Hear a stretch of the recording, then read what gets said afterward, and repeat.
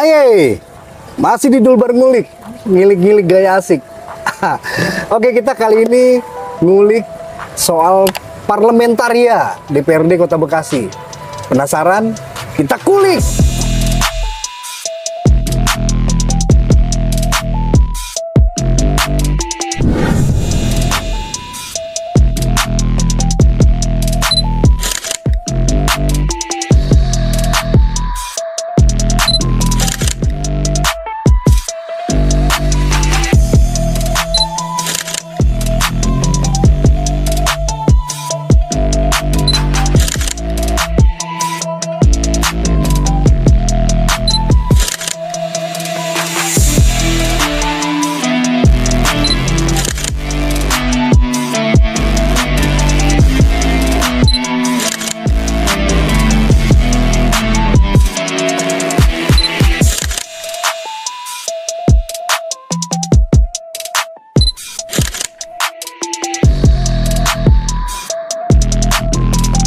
Banyak hal yang bisa kita bahas bersama dengan anggota DPRD. Nah, kita bersama dengan Pak Komarudin nih. Ya, Bapak lagi. Tua banget ya. Bang, izin ya Bang ya. Iya. Nah, untuk Bang Komarudin, kita bersama dengan Bang Komarudin ya hari ini nih dari fraksi Partai Golkar. Nah, untuk pembahasan parlementaria memang luas ya Bang ya. Banyak hal yang bisa kita bicarakan. Tapi ini ada yang menarik yang belum lama ini terjadi di wilayah Bantar Gebang. Oke. Kebetulan daerah pemilihan Abang kan waktu itu ya, pada saat itu ya. Betul. Yang Abang pantau gimana Bang? Itu kok itu kan kebakaran terjadi di TPST Bantar Gebang yang punya DKI Jakarta nih. Itu meskipun luasnya 130 hektar tapi ada di zona 2 yang memang nggak aktif katanya nih. Nah, itu emang Kota Bekasi nggak ada antisipasinya untuk kebakaran atau gimana gitu Bang? Kebetulan untuk yang kejadian kebakaran hari Minggu kemarin, Kota Bekasi bantu ya? Pak Aceng selaku Kepala Dinas Pemadam Kebakaran menurunkan personelnya membantu memadamkan kebakaran yang ada di sana. Gitu. Sifatnya hanya bantu. Hanya bantu ya? Tapi itu tanggung jawab sepenuhnya ada di DKI ya? 100% ada di DKI Jakarta itu. Tapi ini kepo nih ya, ya keponya masyarakat juga mungkin ya. Ada yang udah ngerti, ada yang belum. Bagaimana ceritanya sih Bang, kok DKI Jakarta bisa buang sampahnya di Kota Bekasi, Bantar Gebang? Iya. Itu gimana ceritanya Bang? Jadi kenapa DKI Jakarta buang sampah ke Kota Bekasi? Sebenarnya ini kejadiannya udah lebih dari 30 tahunan lebih. 30 tahun lalu? Udah 30 tahun lebih, hampir 34 atau 35 tahun yang lalu. Sampah dari Jakarta itu dibuang ke Kota Bekasi. Tadinya memang pada zaman dulu itu antara pemerintah Kota Jakarta dengan pemerintah Jawa Barat memiliki kesepahaman bersama agar sampah yang ada di Jakarta itu dibuang di Bekasi, karena zaman dulu Bekasi itu nggak kayak sekarang. Dulu tuh banyak bekas-bekas galian. Dulunya tuh ya. Jadi di Bantar Gebang itu gali-galian banyak. Tadinya mau nggak di Bantar Gebang, tadinya mau di Medan Satria, Sumarekon sekarang. Sampah itu. Iya. Cuman karena waktu itu di perencanaan pembangunan sepertinya daerah situ bakal jadi kota, akhirnya ya udah buang saja di daerah Bantar Gebang sana, karena di sana banyak banget galian-galian tanah yang dalam gitu. Pada saat pembangunan Jakarta zaman dulu itu bawa tanah-tanah dari daerah Bantar Gebang, banyak galian-galian dalam. Nah, pemikiran pendek zaman dulu itu karena banyak galian, udah aja masukin sampah biar ketutup. Kalau dulu ibaratnya jadi kayak waduk mungkin ya. Dalam banget gitu. Lebih dari 15 meteran gitu itu. Dalam. Dari 130 hektar kenapa nggak jadi kolam renang ya? Ya nggak tahu lah, itu mungkin zaman dulu itu. Para penentu kebijakan zaman dulu. Udah katanya banyak kolom-kolom terbuka di sana, udah kita ini aja kita kita uruk pakai sampah gitu. Sesimpel itu dulu kan. Nggak pernah terbayang posisinya seperti sekarang ini, tidak pernah terbayang gitu. Dan itu dulu warga mungkin belum sepadat sekarang mungkin ya. Belum, masih sangat jarang zaman dulu itu. Kebetulan di TPST Bantar Gebang yang sekarang banyak sampah itu tempat tinggalnya kakek saya gitu. Jadi saya masih ngalamin kakek saya menjual tanahnya gitu. Kakek saya, mamang saya itu menjual tanahnya dari situ, dan ibu saya kebetulan kebagian. Oh ini udah karena tanahnya kakek saya tinggal di situ, pindah eksodus ke Ciketing Udik gitu. Nah dari tempat pembuangan sampah, jadi tahu banget dari nolnya gitu, dari semenjak saya kecil gitu. Lahir di situ berarti ya bang ya? Iya, turunan saya memang dari situ. Turunan saya mengasih dari situ. Sampah datang ke situ pun dari semenjak nolnya kita tahu. Iya. Gitu. Nah akhirnya ada terus perkembangan berlanjut. Dari mulai nggak dapat tipping fee sampai dapat tipping fee gitu. Itu dan jalurnya dulu lewat mana bang? Dari Jakarta ke Bekasi bawa sampah itu? Jalan Siliwangi. Jalan Siliwangi gitu kan. Ya kan terus berkembang lah ya, berkembang Jalan Siliwangi dengan konflik-konflik yang terjadi gitu. Perkembangan sampai hari ini ya kondisinya ya seperti ini gitu. Terjadi pembaharuan MOU antara pemerintah Kota Bekasi dengan DKI Jakarta gitu. Tapi prinsipnya itu lahan milik DKI Jakarta.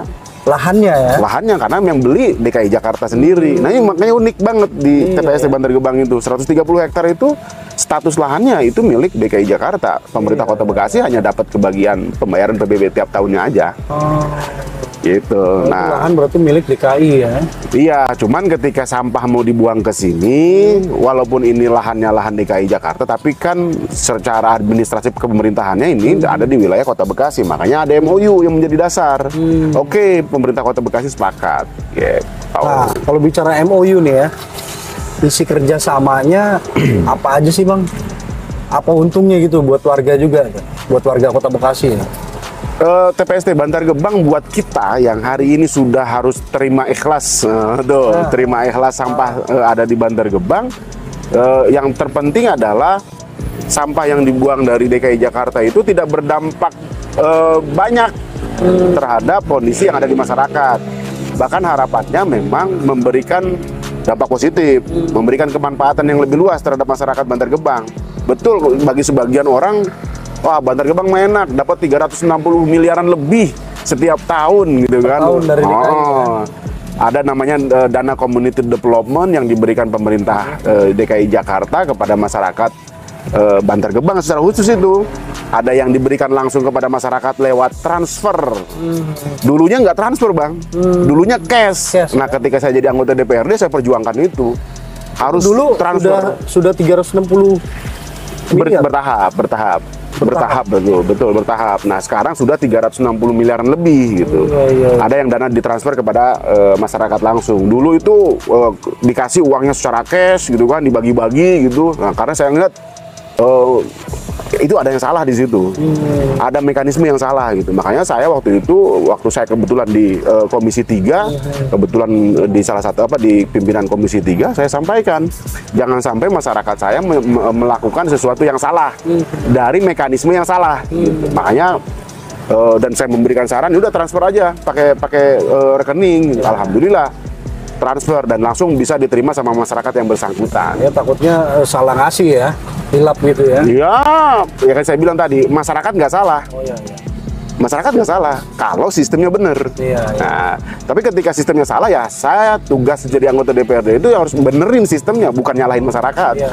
Akhirnya alhamdulillah. Bukan proses pembagiannya salah atau benar ya? Bukan, tapi sistemnya. Gitu. Makanya saya memahami itu dan saya mengusulkan untuk ditransfer aja pakai rekening. Ada gejolak memang di lapangan.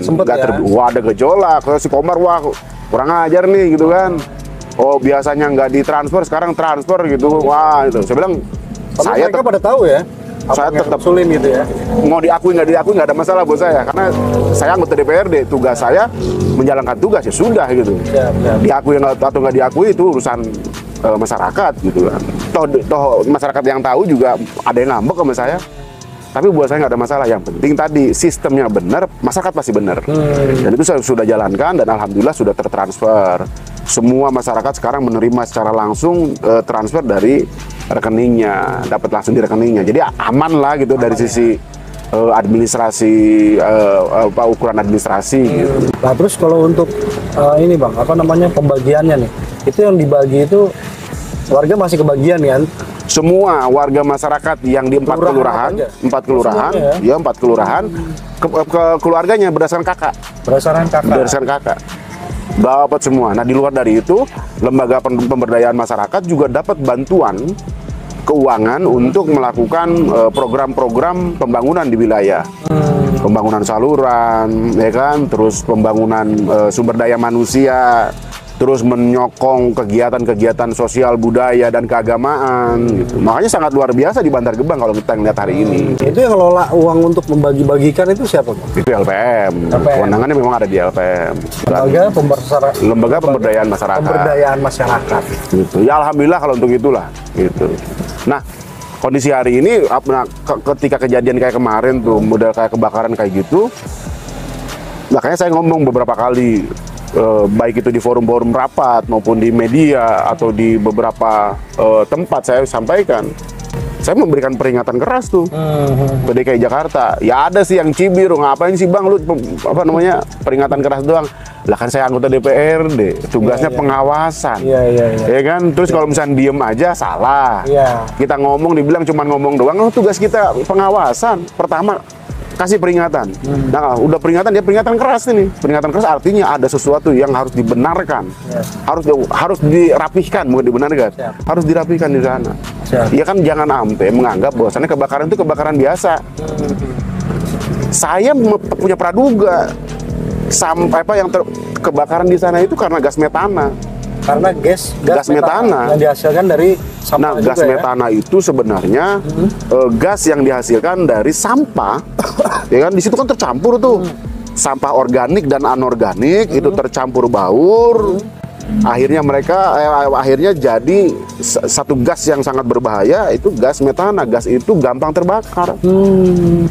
Itu di dalam tumpukan sampah itu kan zona yang tidak aktif. Kenapa terbakar? Ya iya, justru di zona tidak aktif itu karena bentuknya sanitary landfill, sampah ditutup sama tanah, ditutup lagi sama sampah lagi, cover soil lagi. Ya itu otomatis sampah itu kan ada panas, terus semua unsur-unsur kimiawinya berinteraksi lah istilahnya. Apalagi gitu. Musim kemarau ya, nggak ada hujan ya. Pengaruh kan sekarang gini, logika musim kemarau, panas, di sana ada plastik misalkan.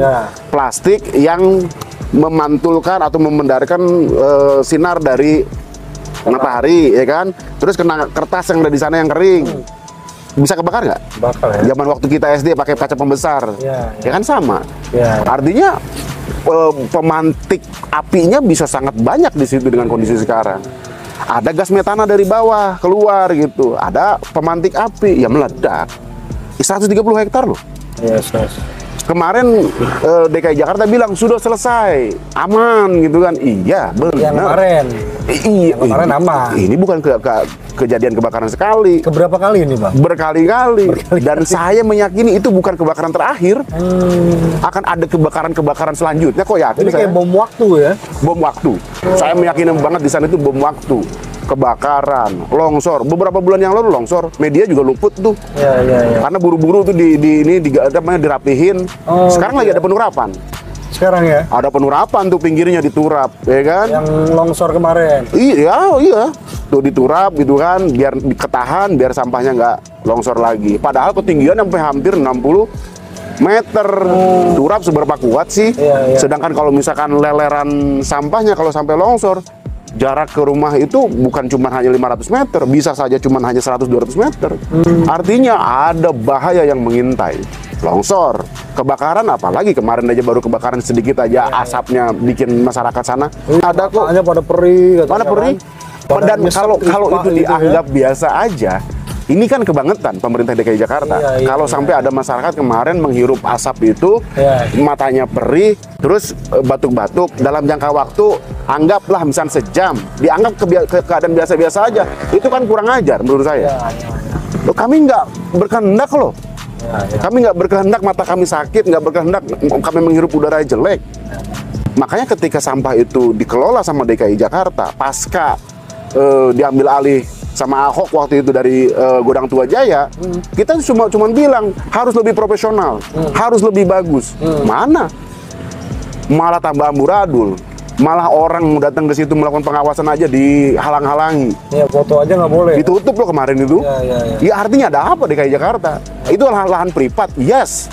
Itu adalah lahan milik DKI Jakarta. Lahan privat, iya.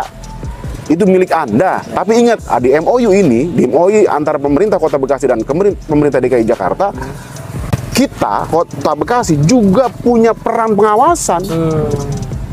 Punya peran pengawasan. Ketika saya ngomong, woi jangan kebakaran lagi, wajib kalian mendengar, harus dijaga. Ya. Tuh gitu, makanya saya wanti-wanti. Karena ini di daerah orang gitu ya, Kampung orang gitu ya. Kalau sampai DKI Jakarta nganggap itu sepele, saya bilang, tugas saya di anggota DPRD melakukan pengawasan, ngomong dan yang lain-lain, melakukan tekanan politik dan yang lain-lainnya. Tidak menutup kemungkinan kok masyarakat bisa class action. Yes. Kalau sudah class action, yang repot siapa? Pemerintah. Stakeholder yang memimpin hari ini harusnya tanggap gitu loh. Kalau ada class action, terus misalkan sampai ditutup, bisa apa DKI Jakarta? Ya. Terus juga masyarakat Bekasi bisa apa? Kalau sampah yang ada di Bantar Gebang itu ditutup, yang mengelola siapa? Yang bertanggung jawab siapa? Anggarannya dari mana? Malah jadi masalah. Ya. Harusnya sekarang sampah itu dikelola dengan baik dan benar. Ya. Teknologinya dipercepat, Harus ada pencegahan ya. harus. Mitigasi juga harus dilakukan. Ya. Makanya harus ada blueprint, harus ada perencanaan secara utuh, menyeluruh, semua stakeholder harus ikut campur. Ya ada sih di netizen yang bilang, wah urusan proyek nih. Saya bilang silakan aja. Blueprint apa tuh Bang? Ada mama nonton nggak ngerti.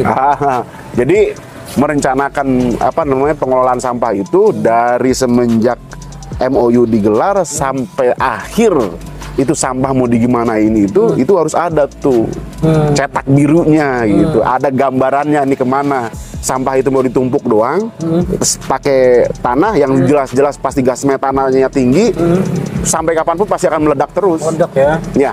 DKI Jakarta mungkin saja bisa meninggalkan TPST Bantar Gebang. Ya. Tapi kalau kebakaran lagi, siapa yang kena dampak? Ya. Masyarakat Bantar Gebang. Ya. Saya mengingatkan sekali lagi ke DKI Jakarta harus mulai aware. Siap.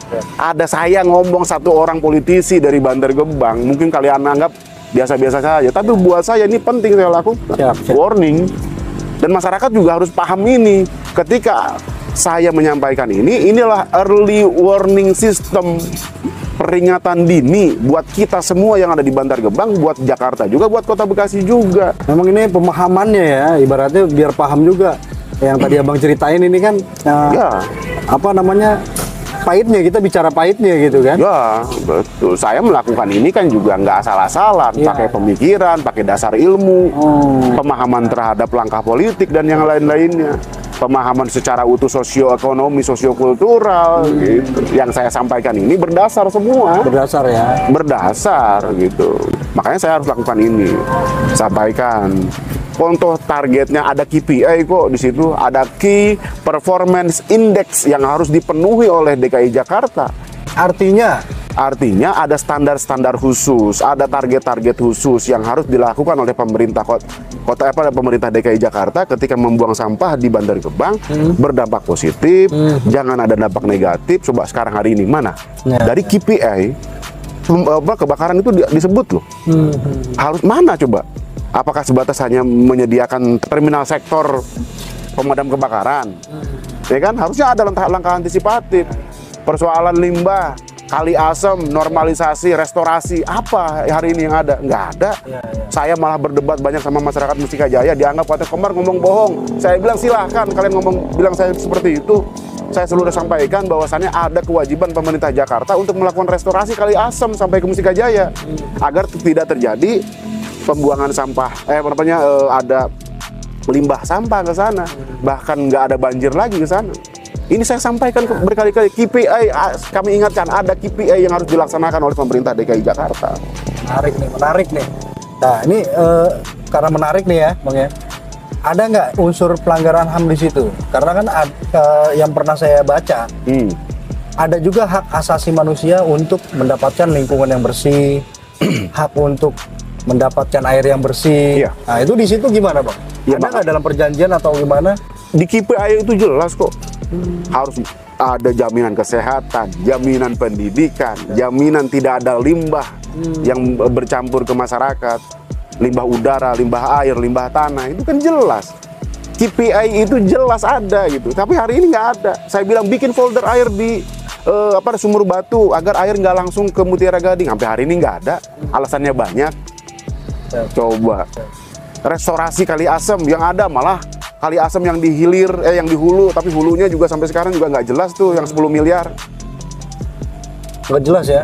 Ya saya bilang bentuknya kayak gimana? Ada, yes ada, saya bilang ada, tapi harusnya kan yang kali asam yang jalur utamanya dulu, bukan yang di hulu di sana. Gitu. Nah artinya banyak lah. Dari KPI saya mengingatkan ada KPI dan saya masih mengawasi KPI itu. Saya masih ngomong seperti ini, artinya ada langkah-langkah yang sangat smooth saya lakukan. Agar apa? DKI Jakarta segera mawas diri, segera paham, segera melaksanakan janjinya yang dicatat dalam perjanjian kerjasama antara pemerintah Kota Bekasi dengan DKI Jakarta. Lah kalau misalkan saya bilang tadi, bisa-bisa masyarakat melakukan class action loh. Kalau DKI Jakarta nggak mau melaksanakan KPI-nya jelas, kalau kali asem banjir lagi nih pas musim hujan besok, bisa loh class action. Padahal ada KPI yang sudah berjalan hampir 2 tahun nggak dilaksanakan. Tapi biasanya umumnya nih ya, kalau warga-warga masyarakat sipil nih yang kurang pemahaman, class action terjadi itu apabila setelah terjadi hal yang wow apa gitu. Masa iya nunggu dulu ya? Makanya saya bilang, masa kita harus nunggu dulu bom meledak gitu iya, kan? makanya saya mengingatkan jangan sampai ada class action. Laksanakan aja KPI yang sudah disepakati. Siap. Laksanakan KPI yang sudah disepakati. Ayo tahapan-tahapannya ada kok di situ bang. Ada, setiap tahun tuh ada tahapan-tahapannya. Ada ya? Ada. Gitu. Ya jangan lupa tafsirnya bukan tafsir Anda sendiri. Ada kami juga pengawasnya gitu loh. Kenapa? Karena kami akan ngelihat perkembangannya terjadi di masyarakat. Ketika kebutuhannya untuk melindungi masyarakat jangan sampai ada kebakaran yang akhirnya nanti bisa berefek kepada penyakit ke masyarakat, artinya ada kesehatan yang terancam, kami ingatkan. Limbah, kami ingatkan. Kan gitu.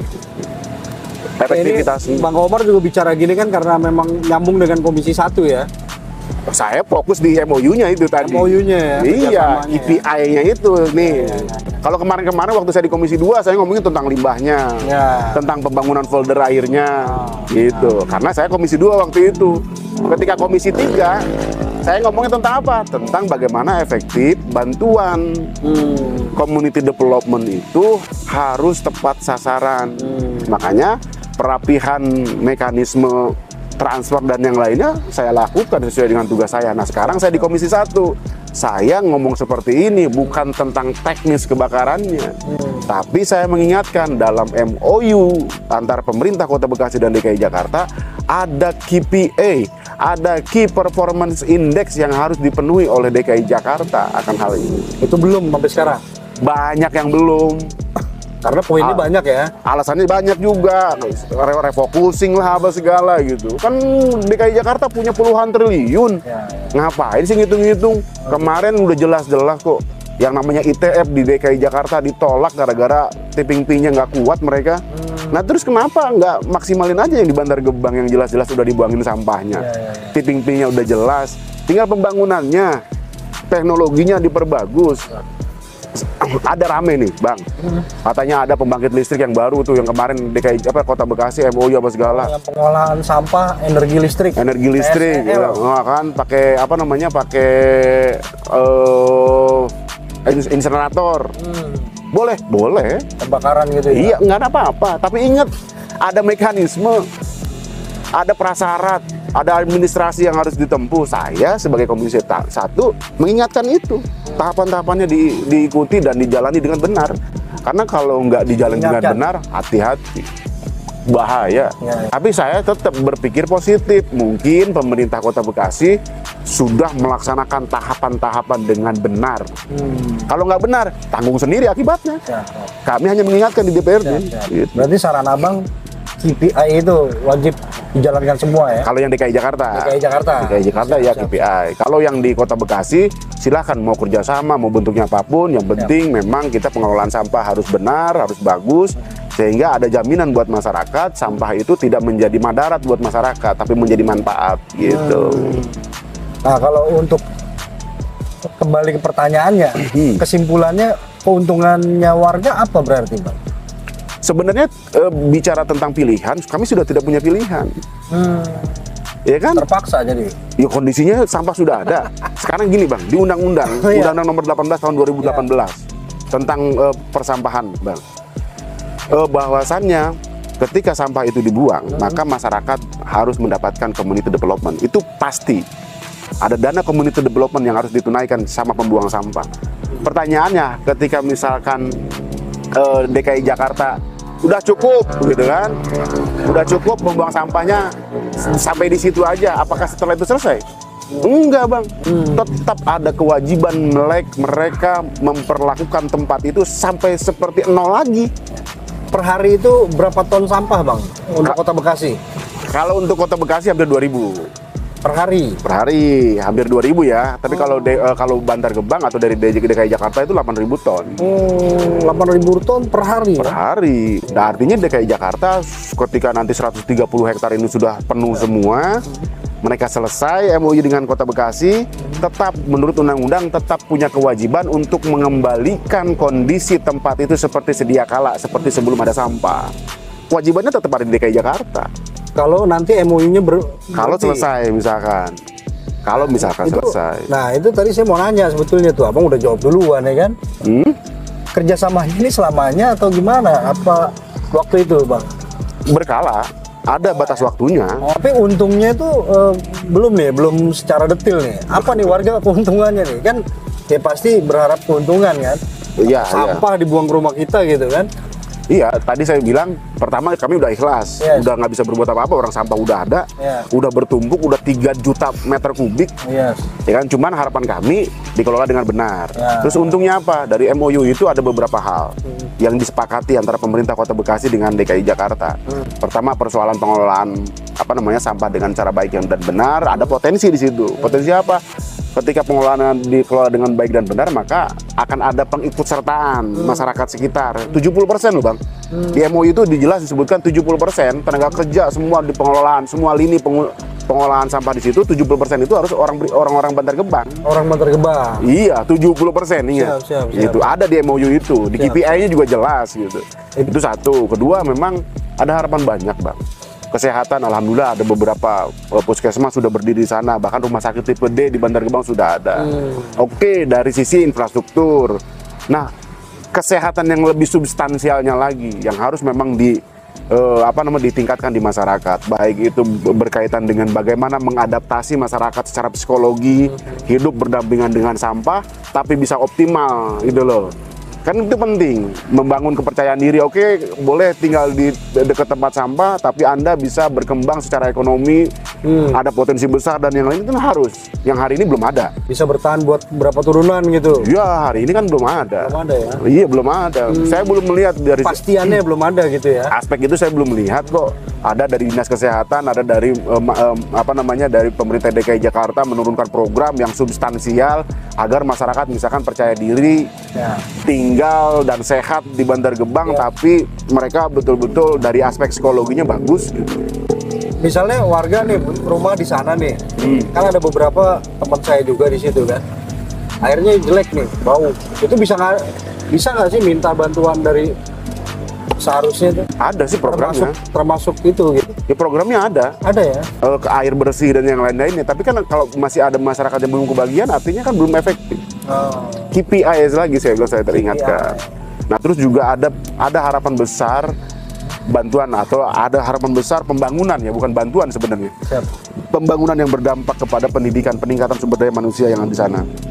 Baik masyarakat yang ada hari ini maupun generasi ke depan. Mimpi saya di sana itu ada sekolah yang bagus. Mimpi saya terbangun di sana sekolah kampus besar, kampus bagus. Universitas ya? Universitas harus. Kan pendidikan itu penting banget. Ada pendidikan dasar, menengah, tinggi. Ada banyak penelitian-penelitian yang didorong kepada anak-anak Bantar Gebang untuk mau ikut dalam penelitian. Universitas lebih fokus di lingkungan hidup misalnya. Cocok tuh ya di situ. SMK-nya sudah ada jurusannya, ya? energi terbarukan. Sudah ada, Bang. SMK-nya. SMK sudah ada, di SMK 2 itu ada jurusan energi terbarukan ada. Artinya daya dukungnya sudah mulai ada, tinggal dioptimalkan. Ada kampus negerinya misalkan, ada lembaga-lembaga penelitian berkaitan dengan sampah, dengan teknologinya, baik maupun dengan ilmu pengetahuannya. Tapi masyarakat situnya yang harus didorong gitu. Sementara ini kan bicara di sana lebih banyak masyarakat yang berpendidikan SMA dibandingkan yang perguruan tinggi. Harusnya dibantu, harusnya didirikan di situ. Gitu. Terus pembangunan yang lainnya juga harus yang pasti membuat masyarakat di sana makin bertumbuh hebat. Secara ekonomi tidak khawatir, secara pendidikan mereka makin pinter, tuh, secara kesehatan mereka makin terjamin. Kalau kondisi sekarang, Bang, masalah pendidikan, pengangguran, dan kesehatan tuh di Bantar Gebang gimana? Kalau saya perlu saya scoring 1 sampai 10 baru angka 4. Persentasenya ya? Baru angka 4 saya meyakini betul. Masih sedikit banget. Sangat sedikit banget. Dengan numpang buang sampah di situ gitu ya? Dengan numpang buang sampah di situ menyelesaikan persoalan DKI Jakarta. Ini tapi itu anggaran DKI Jakarta tuh anggaran APBD atau APBN? APBD. APBD. Negara pemerintah pusat belum ikut campur di sini. Makanya saya punya ide. Ini ide solutif sebenarnya, Bang. Ide solutif. Ide solutifnya pemerintah pusat ikut campur. Maka Bantar Gebang menurut saya harus dijadikan sebagai kawasan ekonomi khusus. Gitu. Kayak model Mandalika, Tanjung Lesung. Itu kan kawasan ekonomi khusus. Artinya kalau di kawasan ekonomi khusus pemerintah pusat itu berperan aktif di situ, membangun infrastruktur besar. Ada investasi yang datang dari luar negeri yang berteknologi tinggi, modal besar untuk mengelola sampah yang enggak setengah-setengah. Tapi pemerintah pusat, terus pemerintah Kota Bekasi, pemerintah DKI Jakarta ikut bareng, ikut menyesuaikan dengan programnya dari pemerintah pusat, nggak kayak sekarang. Pemerintah Bekasi ya Bekasi, pemerintah Jakarta ya Jakarta, untouchable semua lagi dua-duanya. Akhirnya ya semua akan begitu terus. Ya, kalau dari pusat bantu, jadi 3 serangkai ya? Iya, dari sekarang aja. Cakep ya. Bayangin coba, Bang. Sekarang sampah lewat Bekasi Barat sama lewat Cilengsi. Bau. Kalau pemerintah pusat, ini nanti akan ada jalan tol. Cuma kenapa bisa langsung dari jalan tol masuk ke TPST Bantar Gebang? Satu tuh salah satunya. Nggak ganggu dong. Itu satu. Kedua, bagaimana sampah itu yang ada di Bantar Gebang bukan persoalan 8.000 ton sampah yang baru, bukan 2.000 ton sampah yang baru di TPA Sumur Batu, tapi ada lebih dari 3 juta meter kubik sampah lama yang itu harus diselesaikan. Siap. RDF, Bang, RDF yang sudah dibangun di sana. Itu kan katanya buat Indosemen tuh.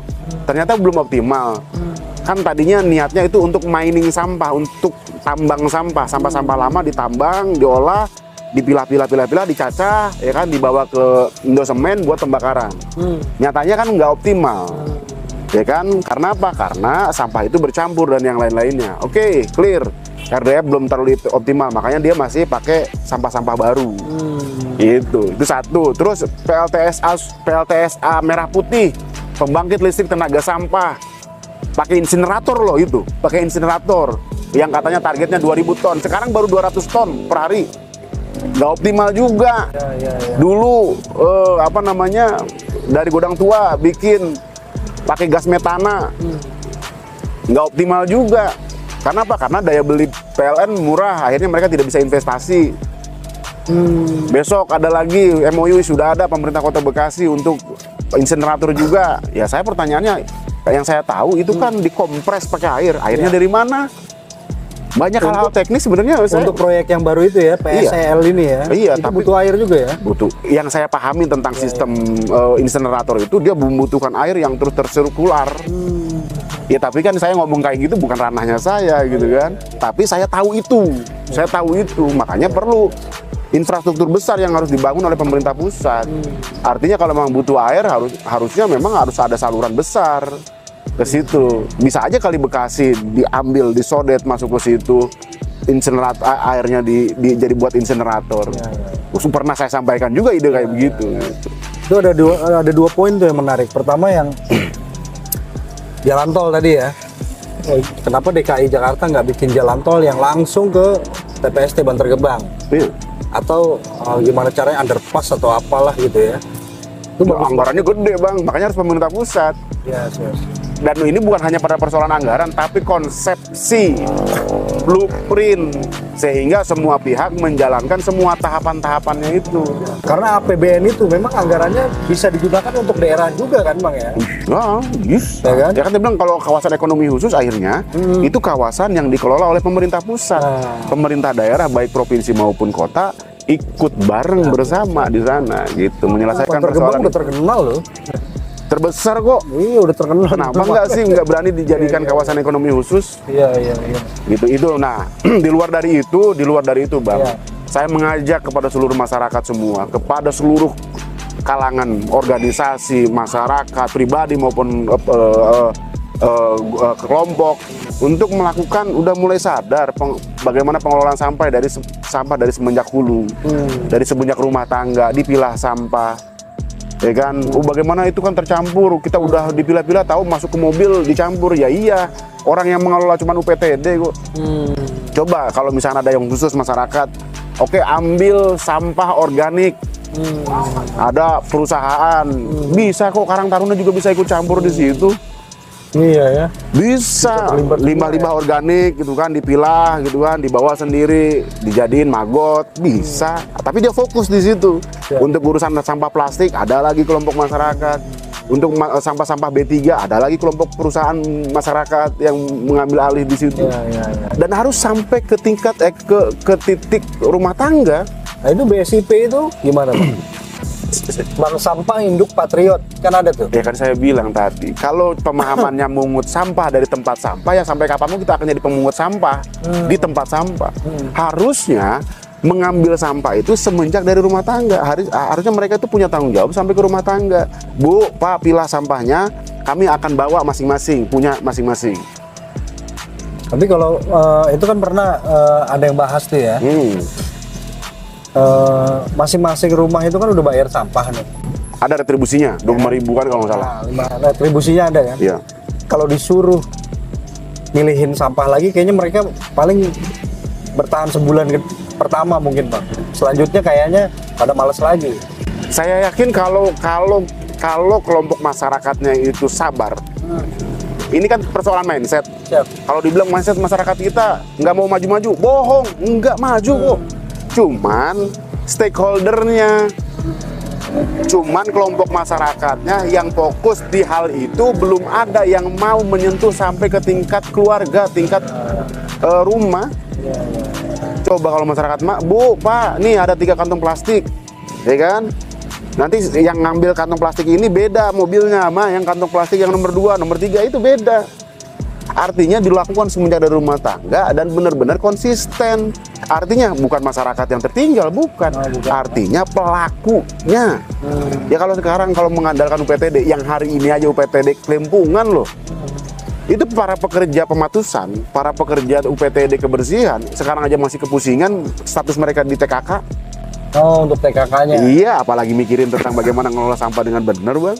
Bukan ada 3.000-an loh itu, belum selesai. 3.000-an loh statusnya mereka itu. Demonya udah selesai kan? Sebenarnya bukan persoalan demonya, status ya? mereka hari ini gitu kan. Anjabnya itu nggak jelas. Mereka itu disamakan dengan cleaning service biasa. Padahal tugas mereka jelas itu pengelolaan sampah. Tapi katanya karena dianggapnya tenaga ahli gitu, Bang. Padahal sebenarnya mereka paling ahli loh. Iya, karena dianggap tenaga ahli makanya dimasukkan ke LPSC itu. Iya, makanya kan statusnya hanya sama seperti cleaning service biasa di kantor-kantor. Oh gitu ya? Iya kan persoalannya itu aja belum selesai. Coba.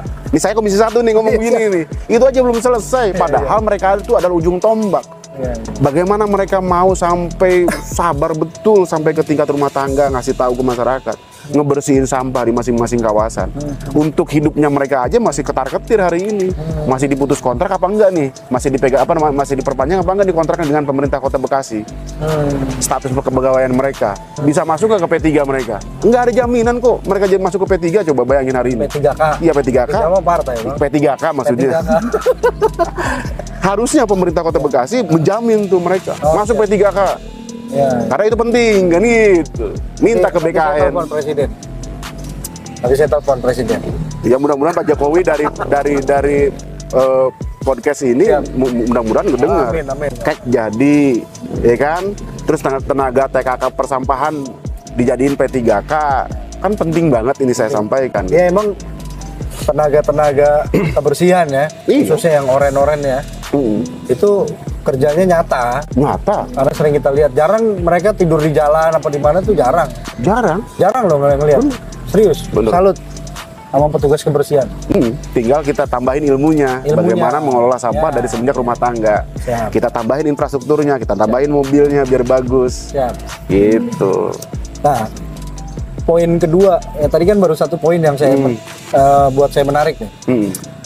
Bantar Gebang itu, karena abang tadi cerita banyak tentang Bantar Gebang, pembenahannya, anggaran dari pusat lah apa, itu bisa nggak Bantar Gebang jadi wisata sampah atau wisata, nah seperti untuk mahasiswa edukasi, bahkan sampai negara-negara tetangga bisa ke situ untuk belajar tentang lingkungan hidup, tentang sampah, gimana Mas?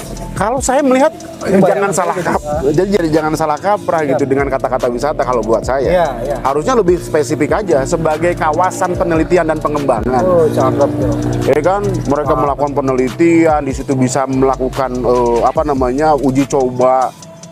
Ya tadi saya bilang kalau kawasan ekonomi khusus itu jelas gitu. Di situ bisa ada penelitian, bisa uji coba alat-alat baru. Cakep tuh. Ya kan, ada kelompok masyarakat bisa bikin misalkan bagaimana mengubah sampah jadi emas misalkan. Bisa loh.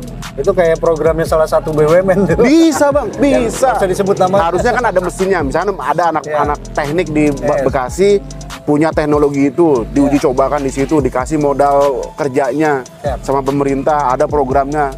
Kenapa enggak? Dari luar pasti akan lihat, oh iya ternyata di Bantar Gebang intensif penelitiannya, pengembangannya, inovasinya tentang sampah semua muaranya. Jadi agar wilayah apa tadi? Kawasan ekonomi khusus. Kawasan ekonomi persampahan. Jadi bukan tempat wisata ya. Kalau wisata lucu aja kita makan. Itu kan permisif. Itu kan istilah permisif yang kebingungan konsep orang-orang seperti itu menurut saya. Abang mungkin nemuin itu kan Bang dari istilah beberapa teman-teman yang melakukan kerja-kerja seperti itu. Obrolan keluar kopi. Makanya saya bilang lebih spesifik lagi, itu tempat bisa dilakukan penelitian, pengembangan, inovasi. Makanya muaranya adalah kawasan ekonomi khusus tadi yang dipertanggungjawabkan oleh pemerintah pusat. Itu konsepnya dari pemerintah pusat, blueprintnya dari pemerintah pusat. Nanti ada anggaran dari pemerintah kota, ada pemerintah DKI Jakarta, ada juga dari pemerintah pusat. Sempurna akhirnya nanti sampah di sana itu dibuang di sana, sampahnya hilang. Yang ada tinggal apa? Yang ada tinggal masa depan cerah yang dimiliki sama masyarakat Bantar Gebang, karena di situ mereka bisa usaha dengan teknologi yang tinggi, anak-anaknya bisa sekolah sampai ke perguruan tinggi, bahkan mereka jadi para ahli dalam teknologi sampah.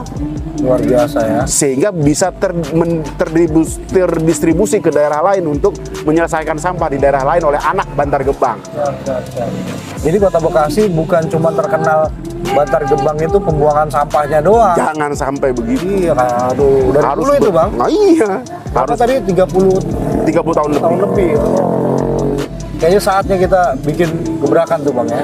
Iya, saya sih meyakini betul saya harus terus ngomong begini. Siap. Agar nanti akan ada penentu kebijakan yang mampu membaca apa yang saya sampaikan, sehingga mengeluarkan kebijakan yang konkret, yang tadi akhirnya sampah di Bantar Gebang itu terus terkelola dengan baik, sampah yang lama habis, sampah yang baru juga bisa dimaksimalkan dengan teknologi-teknologi baru, dan tadi pada akhirnya nanti anak-anak Bantar Gebang menjadi orang-orang cerdas, orang-orang hebat dalam pengelolaan sampah, dan terdistribusi ke semua daerah untuk menyelesaikan persoalan-persoalan sampah yang ada di daerah lain oleh anak-anak Bantar Iya, Gebang. harusnya ya. Karena ini terbesar gitu ya. Harus Bantar punya Gebang, visi ya. itu. Bang. Betul. Harus punya keberanian dan punya visi jangka panjang ke situ gitu. Ya. Dan saya yakin kok anak Bantar Gebang bisa. Yakin saya. Yakin ya. Yakin banget. Masyarakat Bekasi kita kasih contoh nanti. Ya. Tadi lewat tadi teman-teman TKK ya kan, Ya, P3K kebersihan di semua wilayah memilah sampah. Masyarakat ya dipilah. Tapi mobilnya udah terpisah-pisah. Ya. Masyarakat akhirnya oh iya ini buat limbah organik, buangnya ke truk yang ini. Oh ini limbah plastik anorganik ke sini, limbah B3 ini ada mobilnya ini gitu. Saya yakin masyarakat bisa melakukan itu kok. Oh, bisa ya. Bisa banget, dan saya percaya masyarakat Bekasi cukup cerdas untuk mau mengikuti program itu. Dan itu otomatis butuh tenaga kerja kan.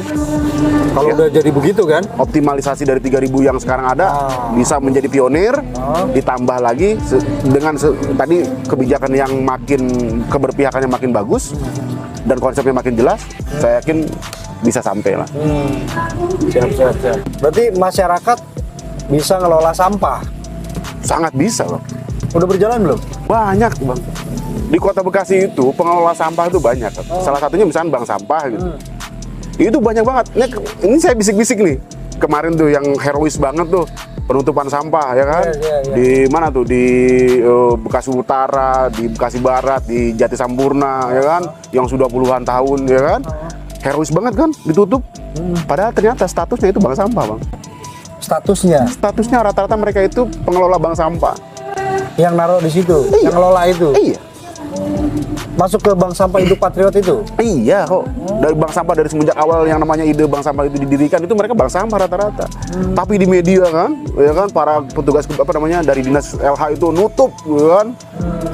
Herois banget, sayang banget. Padahal di Perda kita jelas ada yang namanya insentif dan disinsentif. Ini kan orang nggak sadar. Dinas juga bilang itu herois banget, padahal harusnya mereka melakukan pembinaan terhadap bank sampah itu. Ketika saya tanya ke bank sampah yang kasus begitu bang, kenapa sampahnya nggak dibuang ke tempat sampah? Kenapa nggak dibuang ke sumur batu? Mahal. Tuh. Mahal apanya tuh? Untuk buang sampah, jadi mereka mengelola sampah di situ. Ya. Nah sisa-sisanya itu mereka nggak bisa buang. Kayak Bantar Gebang? Nggak bisa. Karena apa tuh? Ada ongkos angkut yang mahal. Ongkos angkut. Iya, deal-dealan yang nggak ketemu di titik itu. Akhirnya sampah itu nggak bisa diangkut ke TPA Sumur Batu. Ya. Puluhan juta loh bank sampah untuk hanya sebatas ngasih duit. Bagaimana caranya itu bank sampah, sampah itu dikirim ke TPA Sumur Batu. Itu udah pasti tuh atau dugaan bang? Saya punya bukti, Ada buktinya? ada buktinya. Tahu banget Itu saya. oknum ya? Bukan oknum, boleh kan itu ada retribusi. Oh boleh ya? Iya, cuman retribusi dengan rasionalisasi anggaran kemampuan para bank sampahnya nggak balance, something wrong di sini. Tapi mobil swasta juga bisa tuh? Buang ke Ya, Bantar mereka nggak Gebang? mampu. Oh, lebih nggak mampu lagi ya? Ya, bank sampah itu kan mereka datang ke masyarakat. Mereka datang ke masyarakat loh. Iya. Ayo sampahnya sini, saya kelola, ya kan? Dibawa tuh pakai mobil mereka tuh ke tempat itu, ya kan? Mereka turunin, mereka pilah. Berapa sih mereka dapat dari masyarakat?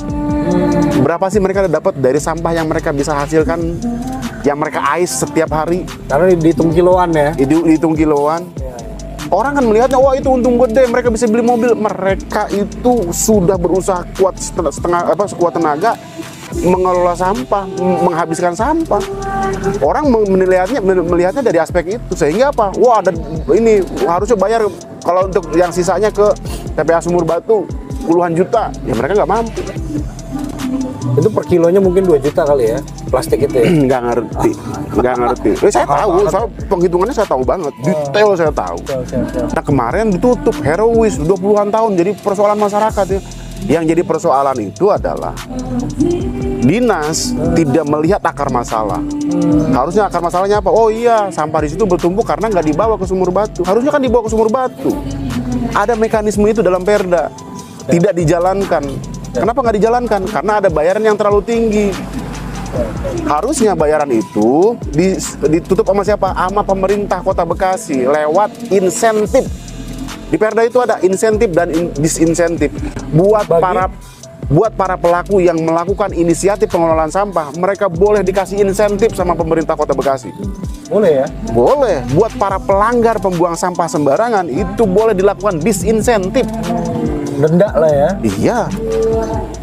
Kenapa nggak bank sampah itu dilihat dari sudut pandang itu? Sehingga sampah-sampah yang ada di sana dibawa ke Sumur Batu, sisanya karena mereka mau ngelola sampah. Ditambah ilmunya, ditambah perlengkapannya, ditambah infrastrukturnya, suprastrukturnya, apalagi ditambah permodalannya untuk mengelola sampah. Jalan loh itu. Bukan malah dihakimi di media, bukan dihakimi di di Gakumdu. Tapi nggak ada pembelaan di situ, Bang. Pada saat penutupan sampah itu kan dinilainya liar kan? Saya ngomong kok, ditutup semua informasi itu. Ya artinya nggak ada pembelaan dari sang pengelola bank Ada, sampah Bang. itu. Ada pengelola. Lah, sekarang masyarakat yang setiap hari ngelola sampah tiba-tiba didatangin Gakumdu, ayo penegakan hukum. Siapa yang nggak takut, Bang? Diem. Dinas ya? Iya, bukan cuma dinas, Gakumdu. Ada penegak hukum di situ. Gimana nggak keter-ketir? Artinya ada salah yang dilakukan oleh dinas di situ. Ini kritik tajam saya. Siap. Kalau mau, ya itu kan bank sampah loh. Kalaulah mereka liar, pertanyaannya orang Bekasi bukan. Siap. Orang Bekasi milah sampah, harusnya dikasih insentif. Bukan dihakimi sebagai pelanggar perda. Siap. Salah pikir menurut saya. Siap. Karena nyari orang yang mau ngelola megang-megang sampah itu dikit di Kota Bekasi. Bisa dihitung dengan jari. Kenapa nggak diapresiasi mereka? Ya, sampah jadi emas ya. Ya harusnya sampah itu siapa ngumpul gitu. Ya salah pemerintah Kota Bekasi. Kenapa nggak diangkut? Kenapa nggak ada inisiatif? Oke, lu kelola sampah. Sampahnya gua yang angkut ke sono. Biayanya biarin dari APBD. Kenapa nggak gitu sih dinas? Sampah sisanya Iya, yang nggak laku gitu ya. yang nggak laku. Apalagi sekarang ada yang namanya TPS 3R. Kenapa nggak dijadiin TPS 3R? Kenapa nggak dinaikin status mereka jadi TPS 3R? Ada banyak pertanyaan di situ dan saya memahami. Siap. Artinya Ini nanti jadi bahan kita, Bang. Nanti Iya. kita akan kulik bersama dinas terkait persoalan-persoalan ini. Ini menarik ini. iya, Mungkin kita semakin panjang semakin menarik nih, Bang ya. Terima kasih banyak Siap. waktunya untuk hari ini. siapa? Tadi kulikan tentang sampah, kebakaran sampah sampai dengan isi-isinya lah itu ya kan. Banyak tadi kan, simpulkan sendiri. Jangan kemana-mana. Aye.